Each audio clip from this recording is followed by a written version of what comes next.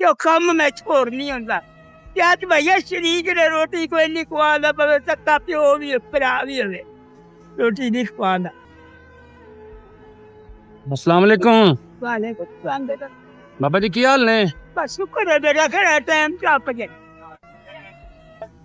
ओ बेचे जो कोई मास मुक्स किन्ने दा दे रहे हो एक ਹੈ ਜੀ मैं है किन्ने दा दे रहे हो 20 ਰੁਪਏ ਦਾ 20 रुपए दा किन्ने बेचे जी अज ਹੈ किन्ने बेचे जी अज ਇਹ ਕੋਈ ਪਤਾ ਨਹੀਂ ਬਈ ਜੋ ਲਿਖੀ ਹੈ ਅੱਲਾ ਦੇ ਲੈਂਦਾ। ਔਲਾਦ ਮੇਰੀ ਕੋਈ ਨਹੀਂ ਦੋ ਜੀ ਹੈਗੇ ਆ ਤਾਂ ਦਾ ਮਰੀਜ਼ ਹੋਇਆ ਕਲਾਕਾ ਛੁੱਟ ਗਿਆ ਹੋਰ ਕੰਮ ਮੈਥੋਂ ਇਸ ਤੋਂ ਬਗੈਰ ਕੋਈ ਕੰਮ ਨਹੀਂ ਹੁੰਦਾ। ਉਹ ਆਖੇ ਨਾ ਬਿਆ ਮੈਂ 10,000 ਰੁਪਏ ਦੇਣਾ ਜਾ ਉੱਥੇ ਪਾਪਾ ਰੇੜੀ ਕੋਲੇ ਜਾ ਕੇ ਲੈ ਲੈ। ਤੋਬਾ ਤੋਬਾ ਤੋਬਾ ਇਤਨਾ 5,000 ਟੁਰਾ ਨਾ ਆ 10 ਤੇਰੇ ਪਹਿਲੇ ਪਾਸ ਨਿਕਲ ਗਈ ਤਾਂ ਸੋਟੀ ਦੇ ਜਾਣਾ ਲੱਤਾਂ ਤੋਂ ਨਹੀਂ ਜਾਇਆ ਜਾਂਦਾ ਸਾਥ की जे ਦਵਾਈਆਂ दवाइयां ने हाँ वो आखे तो करो बाबा झूठ मार नहीं नहीं मैं क्यों कहना बुजुर्गो हाँ अल्लाह तानू सेहत तंदुरुस्ती दे सारियां ने ते मारी माँ को नहीं ना प्यो है ना माँ है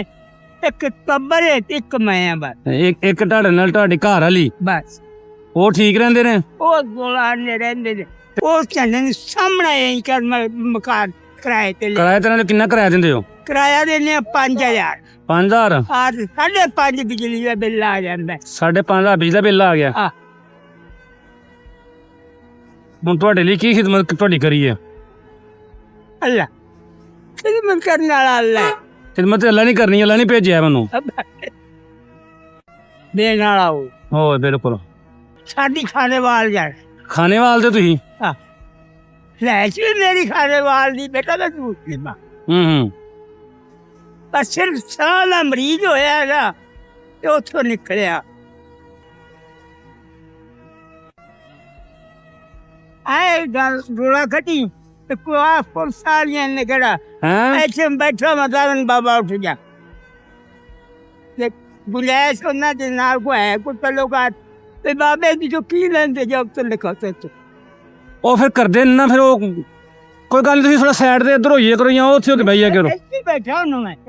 ਇਹਦੇ ਨਾਲ ਨਾ ਉੱਚਾ ਪਈਆਂ ਦੇਣੀਆਂ ਉਹਦੇ ਨਾਲ ਉਹਨਾਂ ਪਾਣੀ ਖੜਾ ਤੇ ਤਾਂ ਇੱਥੇ ਆਇਆ